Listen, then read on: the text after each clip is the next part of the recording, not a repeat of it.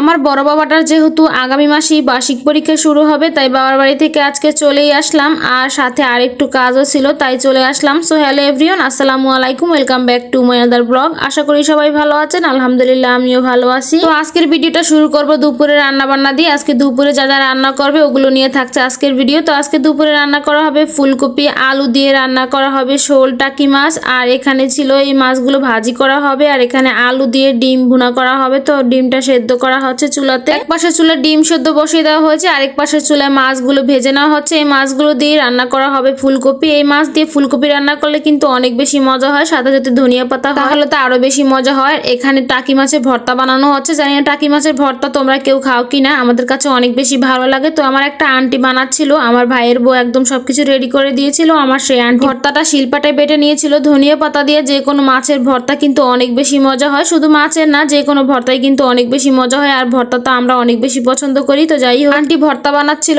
আর চুলাতে এখানে আমার ভাইয়ের বউ রান্নাও বসিয়ে দিয়েছে। তো মশলাটা কষিয়ে তারপর এখানে ফুলকপিগুলো দিয়ে, ফুলকপিটাও খুব ভালো করে কষিয়ে নিয়ে ঝোলের পানি দিয়ে কিছুক্ষণ রান্না করে দিয়ে দিয়েছিল ভেজে রাখা মাছগুলো। তারপর সাথে দিয়েছে ধনিয়া পাতা। এই ধনিয়া পাতাটা কিন্তু আমার আম্মু যে করেছিল না উঠানে, সেই ধনিয়া পাতাটা আপনাদের সাথে আমি অবশ্যই শেয়ার করেছিলাম, ওইগুলো দিয়ে দেওয়া হয়েছে মাছের সাথে। আর এই গ্রানটা কিন্তু অনেক বেশি সুন্দর ছিল, যেহেতু দেশি ধনিয়া পাতা ছিল। ধনিয়া পাতাটা খুব ভালো সেদ্ধ হয়ে গেলে চুলাটা অফ করে দেওয়া হবে, কারণ এখানে ফুলকপি রান্না করা হয়ে গেছে। আর পাশের চুলায় যে ডিম দিয়ে আলু দিয়ে রান্না করা হচ্ছে, এই ডিমটা একটু ঝোলঝোলই রাখা হবে, কারণ আমার ভাই খুব ঝোল দিয়ে খেতে পছন্দ করে, তাই একটু ঝোলঝোল রেখে দেওয়া হবে এই ডিম বোনাটা। আর ডিম বোনা রান্না শেষে কিন্তু একটু ভাজা জিরার গুঁড়ো দেওয়া হয়েছিল। ডিম বোনার সাথে একটু ভাজা জিরার গুঁড়ো দিলে খেতে কিন্তু অনেক বেশি ভালো লাগে। তো এখানে এই মাছগুলো ভেজে নিচ্ছে। এই মাছগুলোর নাম এই মুহূর্তে আমার একদম মনে পড়তেছিল না, কিন্তু একদম কড়া করে এই মাছগুলো ভেজে নিলে খেতে কিন্তু অনেক বেশি মজা। আজকের রান্নার যে মাছগুলো ছিল, ওই মাছগুলোও ছিল আমাদের পুকুরের মাছ। এই যে মাছগুলো একদম কড়া করে মচমচা করে আমার ভাইয়ের বউ ভেজে নিচ্ছিল, আর মাছগুলো খুব সুন্দর মচমচা হয়েছিল, আর খেতেও অনেক বেশি ভালো লাগছিল। এই যে দুপুরে রান্না বান্না কমপ্লিট, ডিম ভুনা আর সাথে ছিল ফুলকপি দিয়ে শোল টাকি মাছ দিয়ে রান্না, আর ছিল ভর্তা। তো ভর্তাটা কিন্তু অনেক বেশি মজা হয়েছিল, সাথে কিন্তু ডাল রান্না করাও হয়েছিল।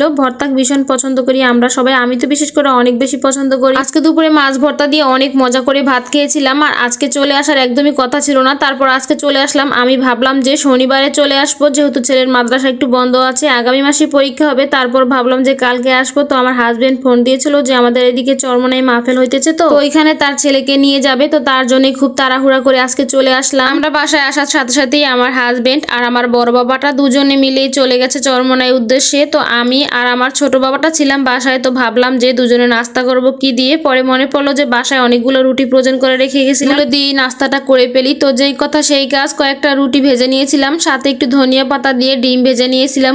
দুজনে খুব মজা করে সন্ধ্যা নাস্তাটা সেরে নিলাম। তো আজকের মতো এই পর্যন্তই, সবাই ভালো থাকবেন, আল্লাহ হাফেজ।